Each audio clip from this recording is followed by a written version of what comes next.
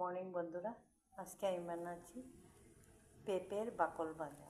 পেঁপের বাকল ভাজার জন্য দেখেন বাকলগুলো কুচি করে নিয়েছি, আলুগুলি কুচি করে নিয়েছি। এখন এগুলোকে বয়েল করব। বয়েল হচ্ছে, অল্প দিয়ে দেবো লবণ,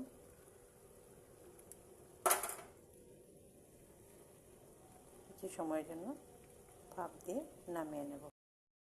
হাফ বয়েল করে নিয়েছি, এখন এটাকে আমি ভাজবো তেলে। তেল গরম হয়ে গেছে, দিয়ে দিলাম তেজপাতা, কালো জিরা, কিছু লঙ্কা।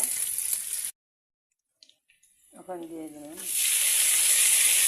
বয়েল বাকলগুলি, দিয়ে দেবো হলদি,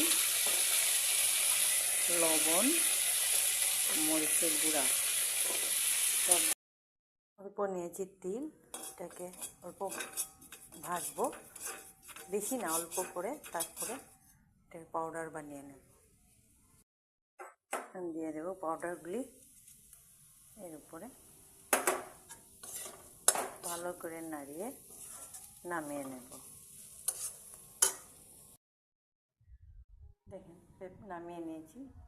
পেঁপের বাকল, পেঁপের গুটি সব কিছুই শরীরের জন্য বহুত উপকারী।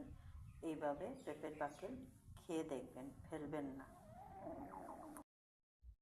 এই রেসিপিটা যদি সবাই ভালো লাগে তবে প্লিজ লাইক শেয়ারটা করে দেবেন। ধন্যবাদ।